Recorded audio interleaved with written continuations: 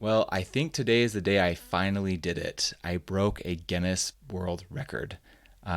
Breaking a world record has been on my bucket list since I can remember. In fact, I think it's probably the first thing that was ever on my bucket list. I've owned the Guinness Book of World Records since years started with a 1-9. I think probably 1997 or 96, something like that, is when I got my first one, and I've had one all of my childhood and some of my adult years as well because it's always been an aspiration of mine.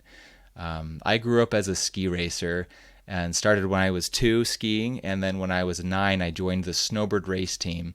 And they were very gracious when I contacted Snowbird to tell them I wanted to break the world record there in my home turf. And they gave me some passes where I could go and train. When I say train, it's more accurate to say failed attempts. And we tried several times to do this and finally, I think, succeeded today.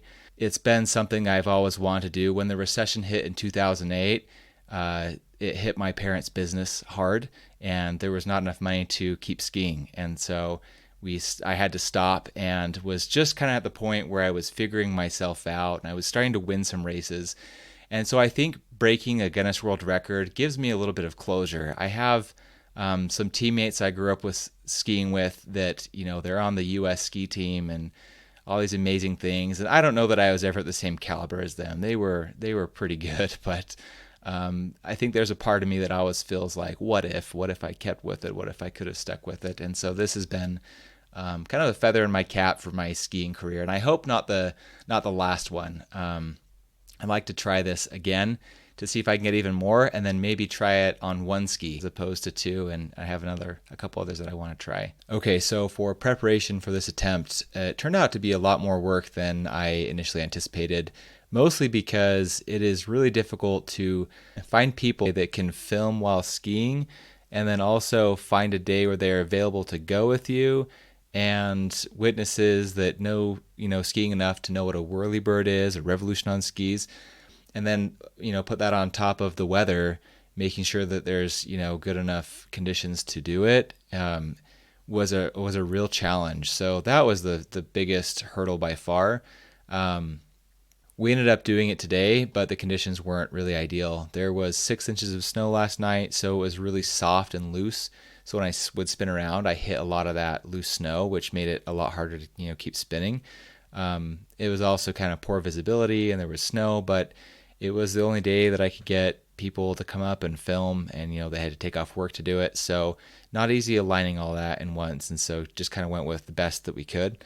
I did some preparation too for spinning. I'd sit in my office. I'm not going to show you any videos because that'd be embarrassing, but I would spin around in my office for a minute, several times a day just to see how many I could get to. And there were some other failed attempts too. So here's one of me trying at the top of Big Emma, which is probably the most popular hill at Snowbird. I was off to a good start. I ended up crashing and then crashing again, and then was out of focus on the camera. It was really far away. So I just didn't really feel like that would be great evidence to submit. And so we had to reschedule, get everyone together, more people, and try it again the second time, which was today. So that's an overview of my backstory, what got me to this point, how I prepared. And now let's jump into the footage from the actual video. It's not the best footage. It was kind of hard in, the conditions and the snow and the lighting. And I apologize in advance for any poor quality video. But again, the best we could come up with. We had a GoPro and an iPhone 15 and not the best filming skills, but I think that it was enough to capture the full attempt, and hope you agree. Okay, so equipment is just these old Fisher race skis, small heads. The boots are just some old Technica boots. So I think they're like 17 years old, maybe more. So nothing fancy, but you can buy them anywhere. Okay, I'm out at the mountain here, Snowbird, with my crew. We've got a timekeeper there, Kaysen. There we go. Kaysen right there. And then we have Melanie and Luke as some witnesses, and one of them will be doing some timekeeping, and Julie Palmer as filmer. So you didn't get them in the camera. Oh, did I not? No, there we go. You didn't have them in there. They weren't in the video. Okay. Sorry. You guys ready? All right, Ty, you ready? Yep. 1, 2, 3, go!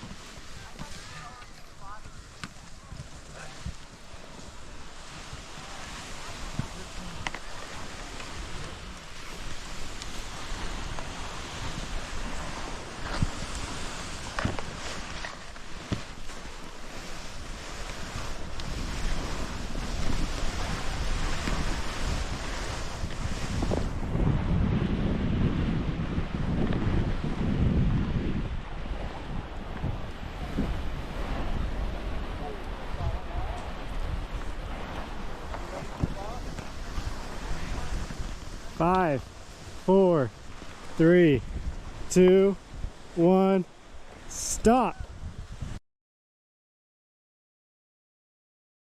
Go!